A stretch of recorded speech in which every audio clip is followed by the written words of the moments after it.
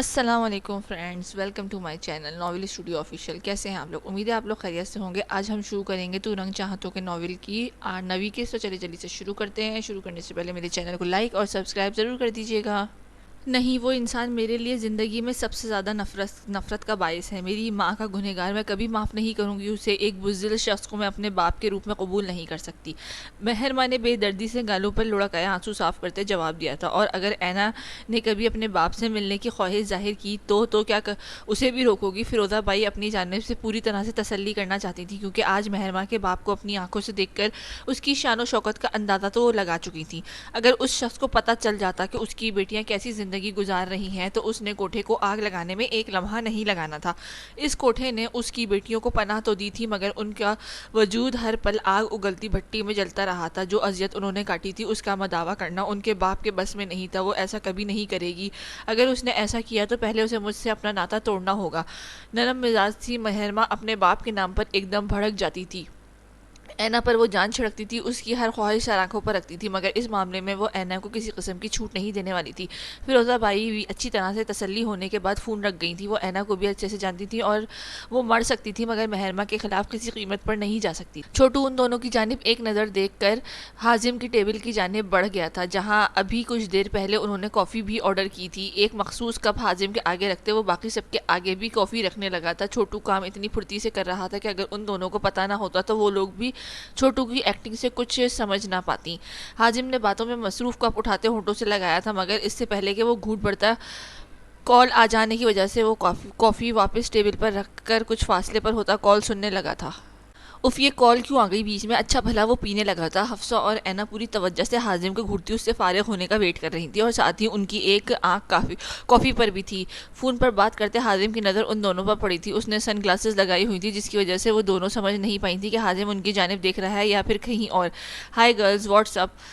وہ دونوں حازم کے دیکھنے پر نظریں جھکا گئی تھی جب اپنے ٹیبل کے قریب انہیں ارحم کی آواز سنائی دی تھی، جو بڑے ہی خوشگوار انداز میں ان دونوں سے ہی مخاطب تھا۔ ارحم یونی کے اندر حازم کا سب سے بڑا دشمن تھا۔ دونوں کے گروپس کے درمیان اکثر جھگڑے ہوتے رہتے تھے۔ حفصہ کے دماغ پھر سے الٹا چلنے لگا تھا۔ حازم کو ادھر ہی دیکھتا پا کر اس نے انتہائی خوش اخلاقی کا مظاہرہ کرتے ارحم کو بیٹھنے کی آفر کی تھی۔ اینا نے اسے سختی سے گھورا تھا، کیونکہ یونیورسٹی میں ارحم کی ریپوٹیشن کچھ زیادہ اچھی نہیں تھی، اور اینا نے ہمیشہ اسے اپنی جانب پسندیدگی بھری نظروں سے دیکھتے ہی پایا تھا، جو بعض اسے کوفت میں مبتلا کر دیتی تھی۔ ارحم کے لیے تو حفصہ کی جانب سے کی جانے والی آفر کسی غنیمت سے کم نہیں تھی۔ وہ ہونٹوں پر جاندار مسکراہٹ سجاتا برجمان ہوا تھا۔ وہ یہ منظر صاف صاف دیکھتا حازم لگاری آگ کی لپیٹ میں آدھا جل بھن اٹھا تھا۔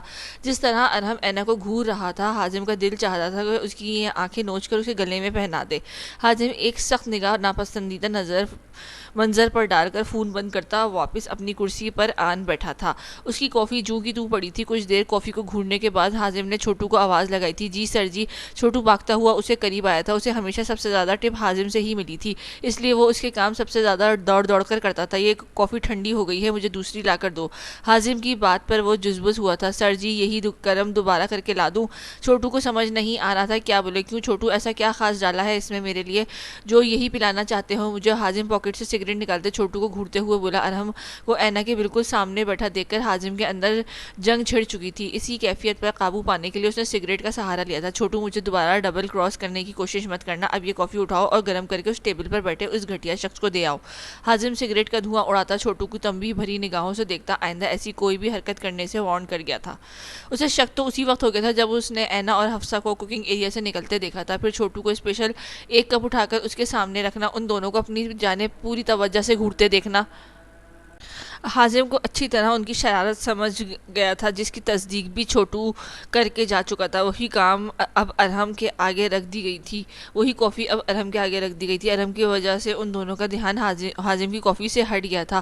وہ کافی کا یہ رد و بدل نہیں دیکھ پائی تھی۔ ارحم اس وقت ہواؤں میں اڑ رہا تھا، کیونکہ کبھی ایک نگاہ اٹھا کر بھی نہ دیکھنے والی اینا کے مقابل بیٹھنے کا موقع ملا تھا۔ اپنی اس خوشی کے زیر اثر وہ سامنے پڑی کافی اٹھاتا ہونٹوں سے لگا گیا تھا۔ جب دو گھونٹ بھرنے پر ہی اس کی حالت ایسی خراب ہوئی تھی جیسے زہر پلا دی گئی ہو۔ اینا اور حفصہ اسے بری طرح کھانستے اور خطرناک حد تک لال پڑتا چہرہ دیکھ کر پریشان ہوئی تھی، جبکہ حازم کے دل میں سکون اتر گیا تھا۔ اس نے ادھ جلے سگریٹ کو زمین پر پھینک کر پیر کے نیچے مسل دیا تھا۔ اینا کو ارحم کی حالت سے خوف آنے لگا تھا۔ اسے شدید مرچوں سے الرجی تھی اور مرچوں سے بھری کافی اس کی یہ حالت کر گئی تھی۔ اینا نے اٹھ کر اس کے قریب جا کر پانی کا گلاس تھمایا تھا۔ کافی اسٹوڈنٹس بھی اس کی جانب متوجہ ہو گئے تھے۔ گلاس تھامتے ارحم نے ہاتھ اینا کے ہاتھ سے ٹچ ہوا تھا، جو دیکھتے حازم نے جیسے غصے سے پاگل ہو اٹھا تھا۔ اس کی بیوی کو بھلا کوئی اور شخص کیسے چھو سکتا تھا؟ وہ اپنی جگہ سے اٹھتا تیش کے عالم میں اینا کے سر پر پہنچا تھا اور اسے کچھ بھی سمجھنے کا موقع دیا بغیر کلائی سے پکڑ کر اپنے ساتھ کھینچتا وہاں سے نکل گیا تھا۔ اینا ہکا بکا سی حازم کے یہ جارحانہ عمل دیکھے گئی تھی۔ باقی سب بھی حازم کی یہ حرکت کافی غور سے دیکھی تھی۔ حفصہ سمجھ گئی تھی کہ حازم ان کے پلان سے واقف ہو چکا ہے اور شاید اسی کا رد عمل تھا۔ وہ اینا کو اس سے بچانا چاہتی تھی، مگر ارحم کی حالت دیکھ کر وہ ایسا نہیں کر پائی تھی۔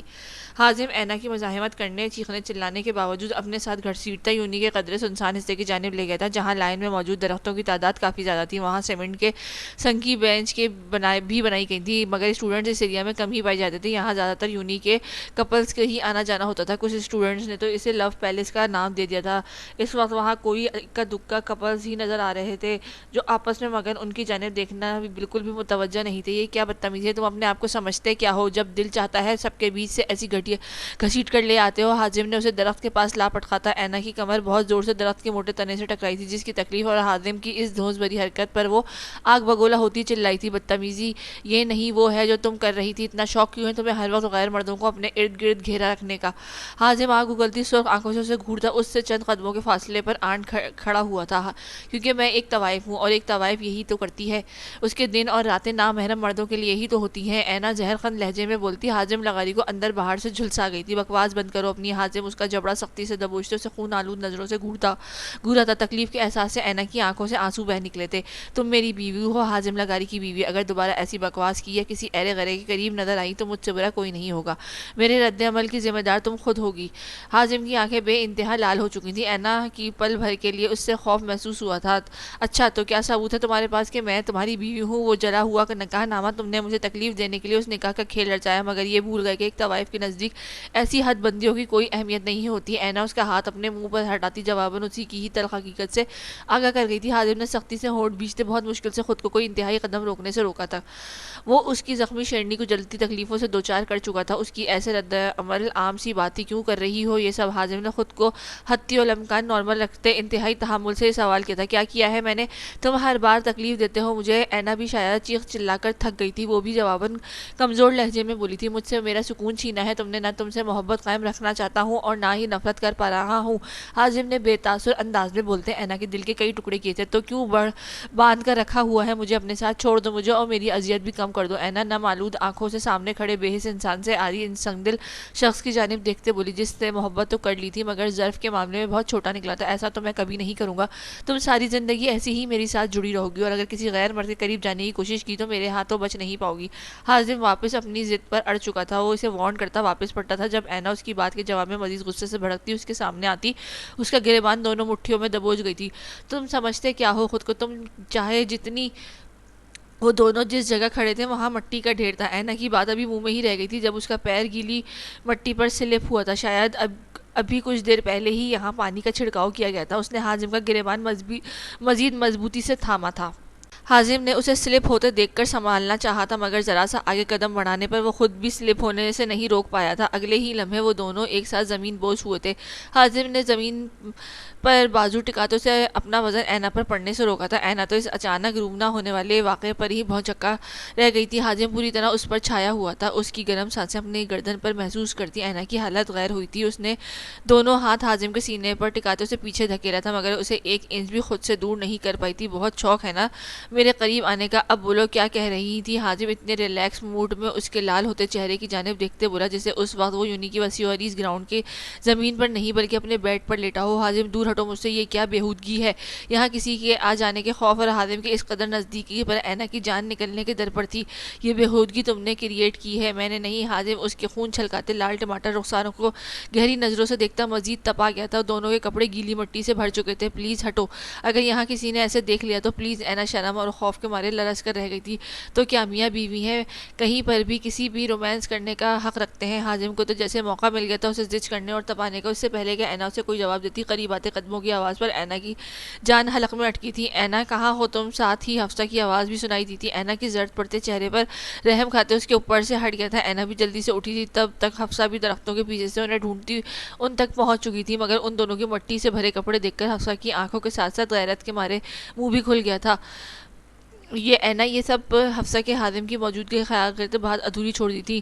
بتائیں اپنی بیسٹ فرینڈ کو اینا، ابھی تھوڑی دیر پہلے تنہائی میں ہم دونوں کیا کر رہے تھے؟ ہمارے حلیے دیکھ کر کافی حد تک تو یہ سمجھ بھی گئی ہوں گی، اتنی عقل مند تو لگتی ہیں یہ مجھے۔ حازم اینا کی جانب دیکھ کر ایک آنکھ دباتا وہاں سے نکل گیا تھا۔ اینا نے بے یقینی سے حازم کی جانب دیکھا تھا، جو حفصہ کو اس کے حوالے سے مشکوک کر کے مزے سے وہاں سے نکل گیا تھا۔ اینا یہ سب کیا ہے؟ تم دونوں کیا کر رہے تھے؟ حفصہ کا حیرت کی زیادتی سے کھلا منہ بند ہونے کا نام ہی نہیں لے رہا تھا۔ کیا کر رہے تھے مطلب؟ چلو یہاں سے۔ اینا نے اپنا غصہ حفصہ پر نکالا تھا، مگر حازم کیا کہہ رہا تھا ابھی؟ حفصہ کا تجسس کم ہونے کا نام ہی نہیں لے رہا تھا۔ میرا سر! اینا اسے وہیں چھوڑتی آگے بڑھ گئی تھی۔ مہرما نے ایک ہفتے کے بعد آج آفس میں قدم رکھا تھا۔ شاہویر نے اسے مکمل صحت یاب ہونے کے بعد آنے کا کہا تھا۔ مہرما کے پیر کا زخم اب کافی حد تک ٹھیک ہو چکا تھا، ماتھے کی بینڈیج بھی اتر چکی تھی، مگر اس کی بے داغ پیشانی پر کٹ کا نشان باقی رہ گیا تھا۔ مہرما فیروزی سوٹ کے اوپر سیاہ شال اڑے اپنے نازک وجود کو پوری طرح چھپائے ہوئے تھی۔ سیاہ شال میں اس کی گلابیاں چھلکاتی سرخ و سفید رنگت مزید نکھر گئی تھی۔ اس وقت وہ اپنے کیبن میں بیٹھے پورے انہماک سے کام میں مصروف تھی، جب اسے باہر سے شاہویر کے کسی پر چلانے کی آواز آئی تھی۔ مہرما کے کان کھڑے ہوئے تھے، شاید شاہویر ابھی آفس میں آیا تھا اور آتے ہی شاید کسی کی کلاس لگا دی تھی۔ مہرما نے اپنی کرسی سے اٹھ کر آہستہ روی سے چلتے دروازے تک گئی تھی، جہاں سے سامنے منظر بالکل کلیئر تھا۔ میرے آفس میں یہ سب نہیں چلے گا، یہ عشق و معشوقی آپ لوگ کہیں اور جا کر چلائیں تو زیادہ بہتر ہوگا۔ میں آپ دونوں کو آفس سے نکال رہا ہوں، آپ لوگوں کو رکھ کر یہاں کا ماحول خراب نہیں کر سکتا۔ شاہویر اپنے اسٹاف کے 2 ممبرز پر اس وقت شدید غصہ ہو رہا تھا، جو دونوں ہر وقت لو برڈز بنے پورے آفس میں گھومتے رہتے تھے، کبھی ہاتھ پکڑ رکھا ہوتا تھا تو کبھی چپک کر بیٹھے ہوتے تھے۔ یہ سب تو پھر بھی کسی حد تک قابل قبول تھا، مگر آج تو پیون نے انہیں کچھ زیادہ ہی نازیبہ حالت میں پکڑا تھا، جس کے بعد آفس والوں سمیت شاہویر کو بھی ضبط ختم ہوا تھا۔ کیا سر صرف اس بات پر اتنا غصے میں ہے یا کوئی اور ریزن بھی ہے؟ مہرما نے پاس کھڑی کولیگ سمیرہ سے مخاطب کرتے پوچھا تھا، جس سے اس کی تھوڑی بہت بات چیت ہو گئی تھی۔ شاہویر کو وہ پہلی بار اس قدر شدید غصے میں دیکھ رہی تھی۔ اس کے تنے ہوئے نقوش اور ماتھے کی ابھری نسیں دیکھ کر مہرما سمیت سارا اسٹاف ہی پریشان ہو چکا تھا۔ شاہویر سکندر اکثر بڑی بڑی غلطیوں پر بھی کسی کو اس بری طرح نہیں ڈانٹتا تھا۔ جہاں تک میں نے آبزرو کیا ہے، اس سے میری یہی رائے ہے کہ شاہویر سر محبت کی توہین برداشت نہیں کر سکتے۔ سمیرہ کی بات پر مہرما نے ساکت نگاہوں سے سامنے کا منظر دیکھا تھا۔ کیا واقعی ایسا تھا؟ تو وہ جو شاہویر کے ساتھ کرنے جا رہی تھی، اس کا شاہویر کے ہاتھوں انجام کیا ہونے والا تھا؟ یہ سوچ کر ہی مہرما خوف سے جھرجھری تھی۔ وہ گمسم سی واپس اپنی کرسی پر آن بیٹھی تھی۔ اس پر مسلسل پریشر تھا کہ وہ اپنا کام میں اتنی سلو کیوں جا رہی ہے، مگر اسے سمجھ نہیں آ رہی تھی کہ آخر وہ کرے تو کیا کرے۔ شاہویر کے سامنے آتی اس کی بولتی بند ہو جاتی تھی۔ اسے محبت کے جال میں الجھانا تو بہت بڑی بات تھی۔ مہرما ہاتھوں پر چہرہ گرائے بیٹھی تھی جب دروازے پر کھٹکا ہوا تھا۔ مس مہرما، آر یو اوکے؟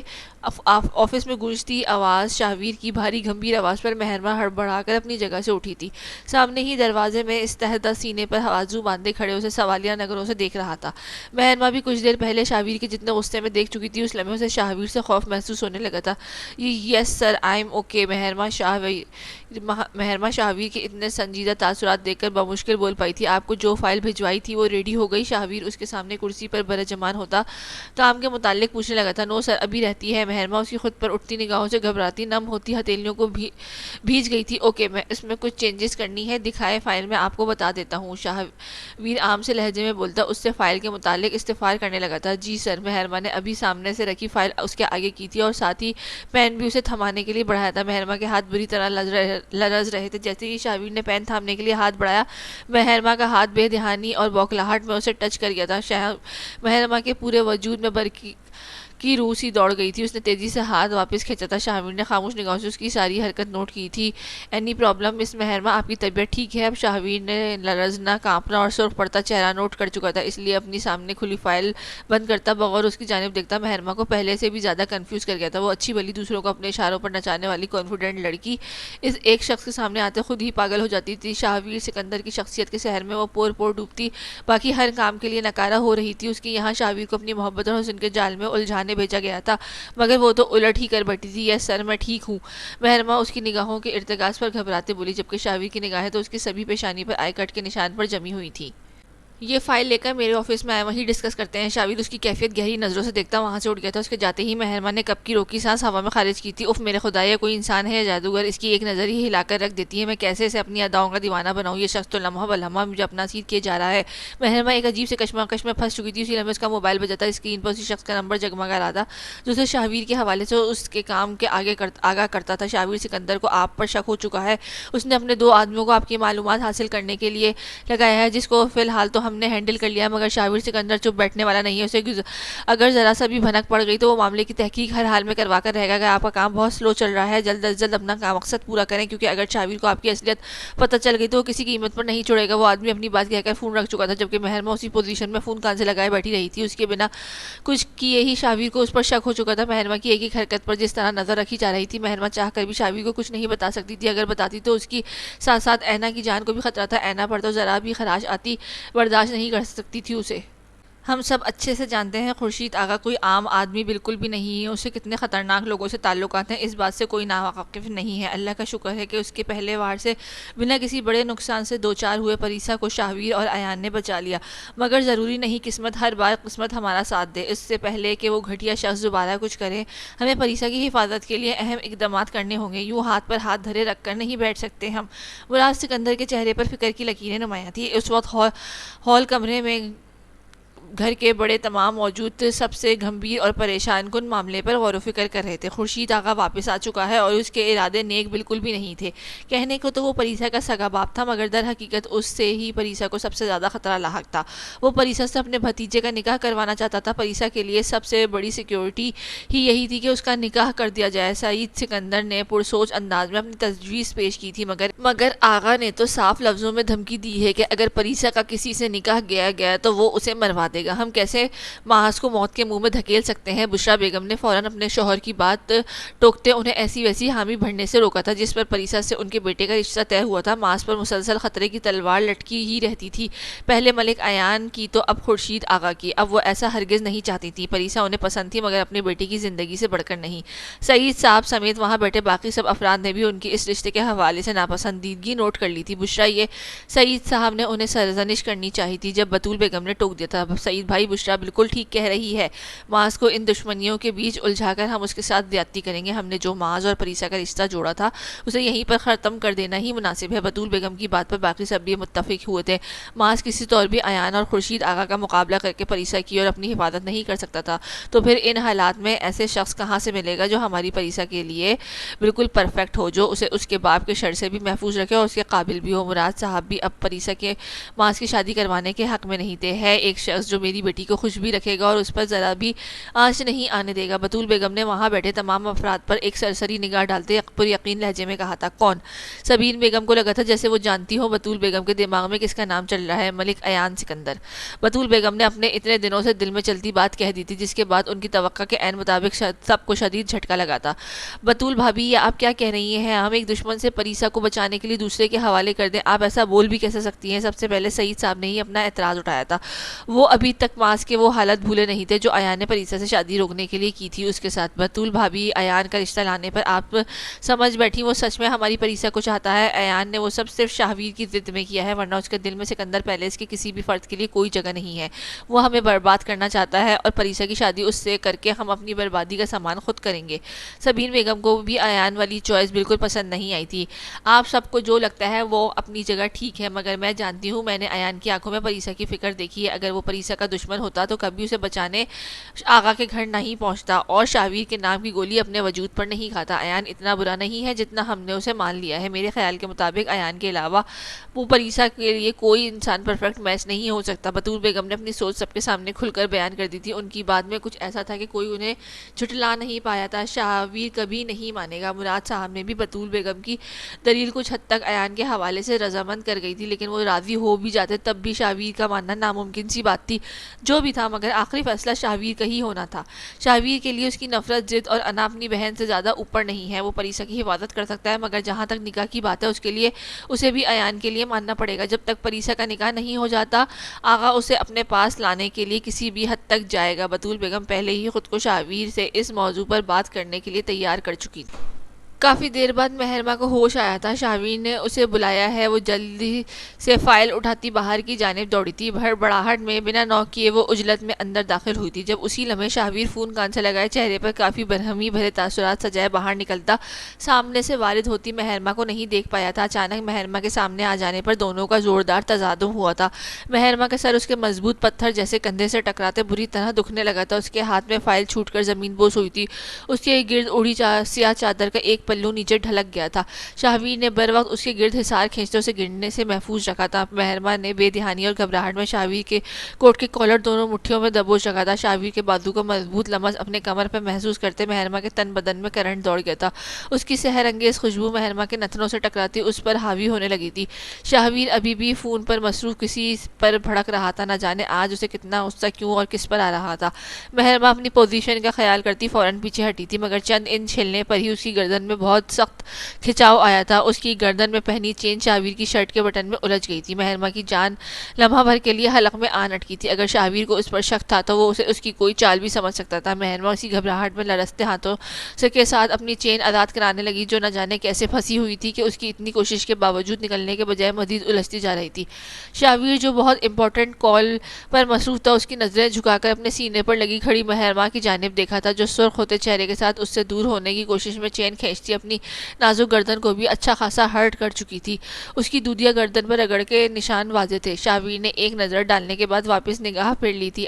آنی آپ چاہتی ہیں میں اپنی بہن کو ایک درندے سے بچانے کے لیے دوسرے درندے کے حوالے کر دوں؟ شاہویر نے مہرما کے ہاتھ کے اشارے سے مزید خود کو ہرٹ کرنے سے روکا تھا۔ مہرما اس کا اشارہ سمجھ نہیں پائی تھی۔ اسے لگا شاید اس کو قریب کھڑا ہونا شاہویر کو برا لگ رہا ہے۔ جلدی سے نکالنے کے چکر میں اس نے چین کو زور سے جھٹکا دیا تھا، جس کی وجہ سے اس کی گردن پر زوردار کھچاؤ آتا اس کو چھلنی کر گیا تھا۔ مہرما کے منہ سے ہلکی سی سسکاری برآمد ہوئی تھی، جس پر شاہویر کا پارا مزید چڑھ گیا تھا۔ اس نے مہرما کے دونوں ہاتھ اپنی سخت گرفت میں لیتے چین سے ہٹائے تھے۔ وہ اس وقت راحیلہ بیگم سے بات کر رہا تھا، چاہ کر بھی فون نہیں رکھ سکتا تھا۔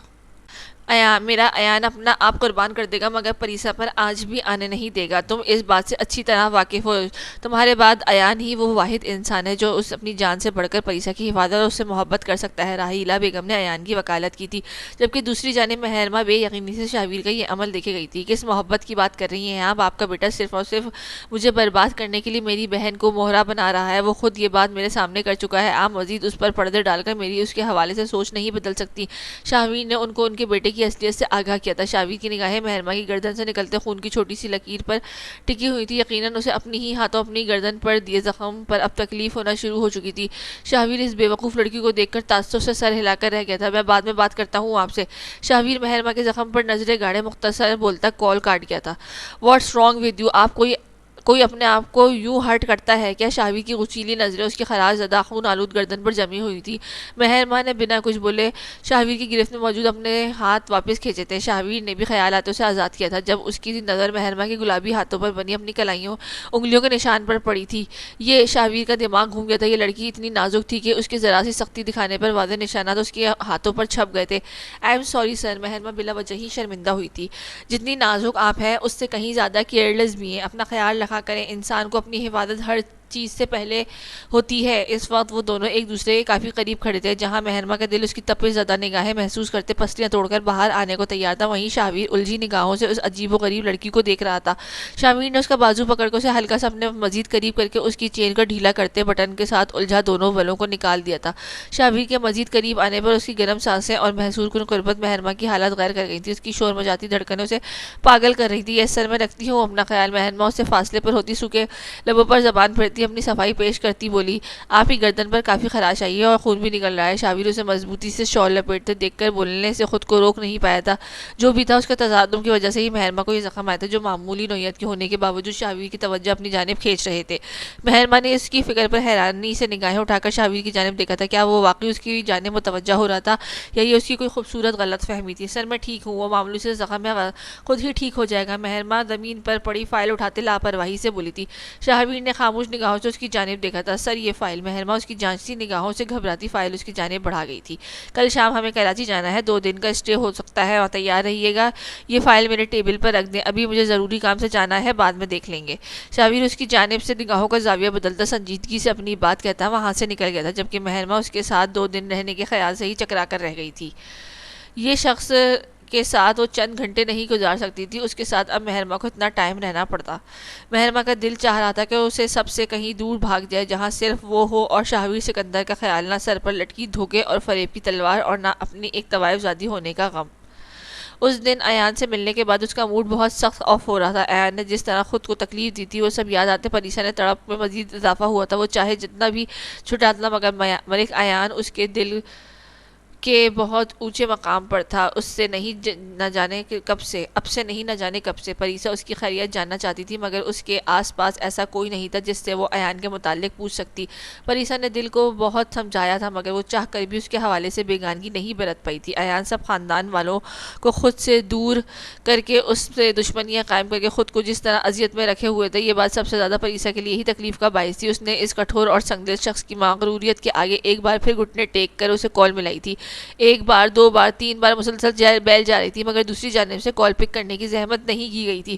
اف میرے خدا، کسی انسان میں اتنی اکڑ بھی نہیں ہونی چاہیے۔ ایک تو ہر معاملے میں غلطی بھی اپنی ہوتی، اوپر سے ایٹیٹیوڈ بھی مجھے ہی دکھاتا ہے۔ بیٹھے رہیں اسی غم میں، اب نہیں کروں گی کال۔ پریسا غصے سے بھڑکتی موبائل بیڈ پر اچھالتی روم سے نکل گئی تھی۔ ابھی کچھ دیر پہلے بشرا پھپھو نے بلایا تھا، اس لیے وہ سلیقے سے سر پر دوپٹہ اوڑھتی اس کے پورشن کی طرف گئی تھی۔ جب ماس کے روم کے باہر سے گزرتے اسے کانوں میں ایان کا نام پڑا تھا۔ ماس سے شدید شاید دروازہ بے دھیانی میں کھلا رہ گیا تھا۔ پریسا دروازے کے قریب ہوتی کان لگائے اس کی بات سننے لگی تھی۔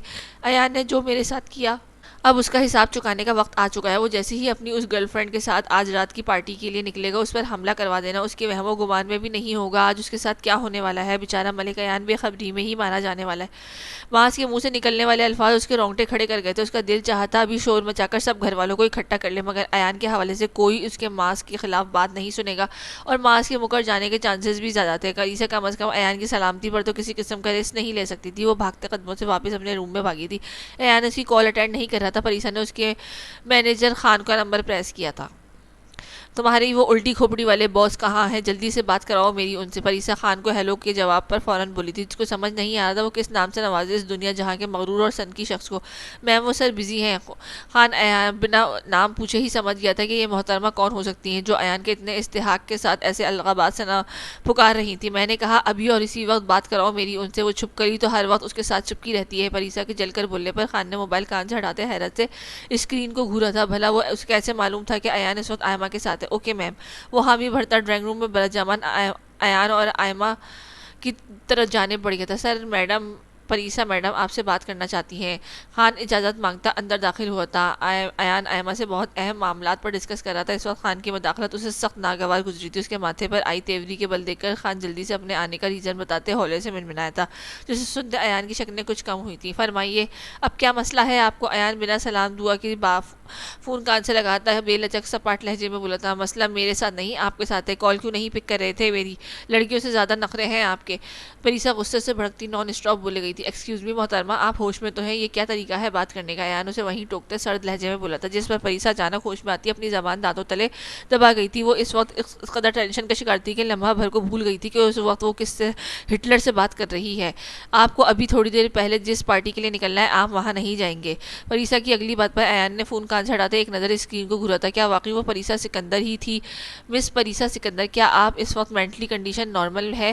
آپ کس حق سے مجھے کہیں جانے سے روک رہی ہیں؟ کیا آپ کو کیا لگتا ہے اور میں رک جاؤں گا؟ ایان کی بات پر اس نے سامنے بیٹھی آئمہ پھیکا سا مسکرا دی تھی۔ اپنے دل و دماغ پر راج کرنے والی ہستی سے اس کا مقام پوچھ رہا تھا۔ میں جانتی ہوں میرا آپ پر کوئی حق نہیں ہے اور نہ ہی آپ کا مجھ پر۔ پریسا نے جان بوجھ کر یہ جملہ شامل کیا تھا، وہ جس سن کر ایان کے ماتھے کی رگیں تن گئی تھی۔ کیوں کال کی ہے؟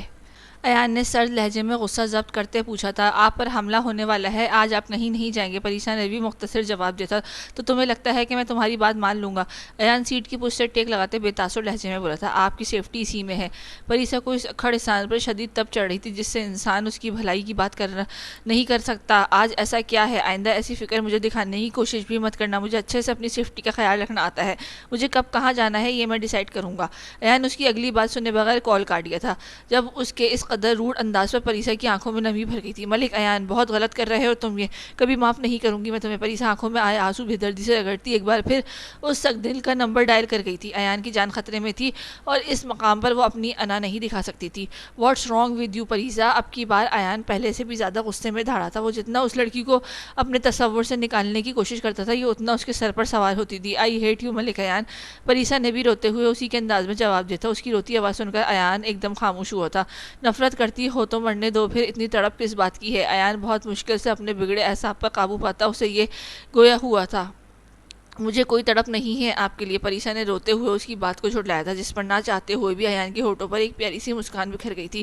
آئمہ بہت غور سے ایان کے ایک انداز نوٹ کر رہی تھی۔ جو پریسا سکندر سے بات کرتا ایک بالکل الگ انسان ہو جاتا۔ سکندر پیلس والے میرے خون کے پیاسے ہیں، میں اچھی طرح جانتا ہوں، اور اپنے دشمنوں کی ایک ایک حرکت پر نظر ہے میری، وہ میرا بال بھی بھیگا نہیں کر سکتے۔ ماں سکندر کی تو اتنی اوقات نہیں ہے جتنی وہ پلاننگ کر رہا ہے، بلکہ سکندر خاندان کے ایک فرد کے علاوہ کسی کی اتنی اوقات نہیں کہ وہ مجھ سے مقابلہ کرنے کا سوچے بھی، اور وہ ایک انسان ہے شاہویر سکندر جو کبھی مجھ پر وار نہیں کرے گا، یہ میری زندگی کا سب سے بڑا یقین ہے۔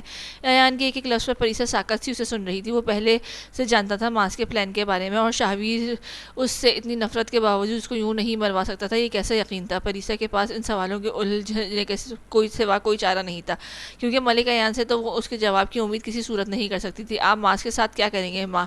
پریسا کو اب ماس کی متوقع درگت کا سوچ کر افسوس ہوا تھا۔ تمہیں اس کی فکر ہو رہی ہے؟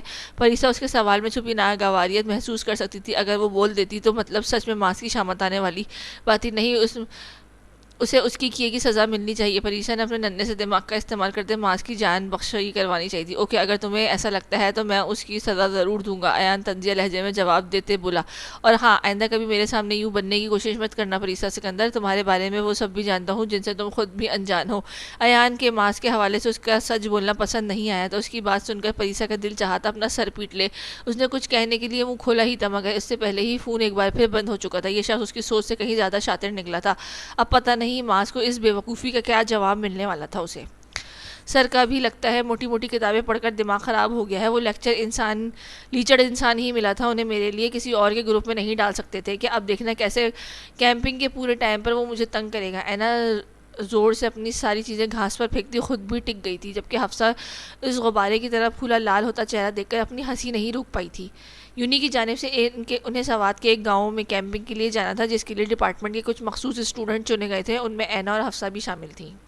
ان اسٹوڈنٹس کو 5 گروپ میں تقسیم کیا گیا تھا۔ حازم اور 4 سینئر اسٹوڈنٹس وہ گروپ لیڈر بنائے گئے تھے، اور اینا کو ایچ او ڈی نے اتفاقاً حازم کے گروپ میں شامل کر دیا تھا، جس وجہ سے پورے 7 دن اسے حازم کے انڈر کام کرنا تھا۔ جب سے یہ خبر اسے ملی تھی وہ غصے سے بھڑکتی اپنا بہت سارا خون جلا چکی تھی، مگر اسے اس سب سے چھٹکارا حاصل کرنے کا کوئی راستہ نہیں مل رہا تھا۔ لڑکیاں مر رہی ہیں اسے گروپ میں جانے کے لیے، اور ایک تم ہو۔ حفصہ چہرے پر شرارتی مسکراہٹ سجائے اسے چھیڑتے ہوئے بولی تھی، جس کی جواب میں اینا نے اسے کھا جانے والی نگاہوں سے گھورا تھا۔ ایسی لڑکیاں مر ہی جائیں پھر، وہ چڑھ کر بولی تھی۔ اس کے انداز پر حفصہ اپنا کہکا نہیں روک پائی تھی۔ یار پلیز کوئی حل بتاؤ، میں اب مزید اس انسان کے ساتھ بات چیت نہیں رکھنا چاہتی۔ اینا اس وقت واقعی بہت پریشان تھی۔ تم سر سے بات کر لو، حفصہ بھی اس کے بار سنجیدگی سے بولی تھی۔ وہ مان ہی نہ لے میری بات۔ اینا اس وقت ہر شے سے اکتائی ہوئی نظر آ رہی تھی۔ وہ خاموش نگاہوں سے ارد گرد آتے اسٹوڈنٹس کو دیکھ رہی تھی، جب اچانک اس کی نظر سیڑھیوں کی جانب بڑھتے حازم کی جانب اٹھی تھی۔ اس کے ساتھ اس کی کلاس فیلو رمشا بھی تھی، جو اپنی خوبصورت آنکھوں اور فگر کی وجہ سے یونیورسٹی کی ایشوریہ رائے مشہور تھی۔ اینا کو نک چڑی سی لڑکی ایک آنکھ نہیں پاتی تھی، جو نامحرموں سے اپنے حسن کی سراہ کر فخر محسوس کرتی تھی، لیکن اس پورے منظر میں ایک بات جو نوٹ کی جانے والی تھی وہ تھی حازم کے ہاتھ میں قید رمشا کا ہاتھ، جس پر نظر پڑتے ہی اینا کی آنکھوں میں مرچیں سی بھر گئی تھیں۔ وہ اپنی چیزیں وہیں چھوڑتی تیز قدموں سے ان کے پیچھے بڑھ گئی تھی۔ اینا کہاں جا رہی ہو؟ حفصہ کی پکار کو نظر انداز کرتے وہ حازم کی چوڑی پوچھ پر اپنی خونخوار نگاہیں گاڑ کے ان کے پیچھے چلتی جا رہی تھی۔ سیڑھیوں سے اوپر آتے اسے اور دائیں بائیں جاتے کوریڈور میں دکھائی دیتے تھے۔ نہ صرف رمشا کا ایک ہاتھ اس کی گرفت میں تھا، بلکہ رمشا نے دوسرا ہاتھ بہت ہی نزاکت سے حازم کے کندھے پر بھی پھیلا رکھا تھا۔ اینا نے تن بدن میں آگ بھڑک اٹھی تھی۔ کوریڈور کا موڑ مڑتے وہ دونوں سے پہلے روم میں داخل ہوتے دکھائی دیے تھے۔ وہ اس وقت اسٹوڈنٹ زیادہ لیب ورک میں ہی مصروف تھے۔ اوپر کے پورشن میں تو ویسے ہی کم ہی کلاسز ہوتی تھیں۔ اینا نے ادھ کھلے دروازے سے اندر جھانکا تھا، مگر سامنے کا منظر دیکھ کر وہ چکرا گئی تھی۔ حازم لغاری اس قدر گرا ہوا انسان ہو سکتا تھا اسے بالکل بھی اندازہ نہیں تھا۔ رمشا حازم کے سینے سے لگی کھڑی تھی، جبکہ اینا کا خون کھول اٹھا تھا۔ اس کا دل چاہ رہا تھا بھی اندر جا کے حازم لغاری کی شکل بگاڑ دے، جو اب ایسی نازیبا حرکتوں میں انوالو ہو چکا تھا۔ وہ ایسا کرنے ہی والی تھی جب اس کی نظر کوریڈور سے سرے پر ایچ او ڈی پر پڑی تھی۔ اسے اچھا موقع نہیں مل سکتا تھا اسے حازم لغاری کو بے نقاب کرنے کا۔ سر پلیز آپ میرے ساتھ آئیں، مجھے آپ کو کچھ دکھانا ہے۔ اور اگلے چند سیکنڈ میں وہ ان کے سر پر پہنچتی عجلت میں مخاطب ہوئی تھی۔ اینا کیا پرابلم ہے؟ انہوں نے اپنے موٹے چشمے کے پیچھے سے اسے گھور کر دیکھا تھا۔ سر آپ کو کچھ دکھانا ہے، پلیز ایک بار چلیں میرے ساتھ، میں آپ کو بتاتی ہوں۔ اینا جس طرح ملتجی لہجے میں بولی تھی وہ اسے انکار نہیں کر پائے تھے۔ روم کی جانب بڑھتے اینا نے مناسب الفاظ میں انہیں حازم لغاری کی حرکتوں کے بارے میں بتایا تھا، جسے سن کر سر کے تاثرات کافی حد تک تشویشناک ہوئے تھے۔ سر یہ اینا نے دروازہ دھکیلتے اندر اشارہ کیا تھا، مگر خالی کمرہ دیکھ کر مگر خالی کمرہ دیکھ کر اس کا منہ کھلا کا کھلا رہ گیا تھا. اینا کیا بیہودہ مذاق ہے یہ, یہاں کوئی نہیں ہے, آپ کو شرم آنی چاہیے ایسا پرینک کرتے ہوئے. ایچ او ڈی کا اس وقت بس نہیں چل رہا تھا اینا کو اس بچکانہ حرکت پہ ایک تھپڑ ہی رسید کر دے. اینا ایچ او ڈی سے ہونے والی جھاڑ کے بعد روحان سی صورت لیے آنسو بہاتی ہکا بکا سی کھڑی تھی. ابھی تو وہ دونوں وہاں تھے, پھر اچانک کہاں غائب ہو گئے تھے. اینا نے پورے کمرے میں نگاہیں دوڑائی تھیں مگر وہ دونوں کہیں بھی نہیں تھے. وہ اپنے آنسو صاف کرتی واپس سی کے لیے مڑی تھی. وہ ساتھ والے روم کے سامنے سے گزری تھی جب کسی نے اس کی کلائی دبوچ کر اسے اپنی جانب کھینچتے اس کے منہ پر مضبوط ہتھیلی جما دی تھی. یہ سب اتنا اچانک ہوا تھا کہ وہ اپنا بچاؤ کے لیے ہاتھ پیر نہیں چلا پائی تھی اور اس گرفت کے ساتھ کھینچی چلی گئی تھی.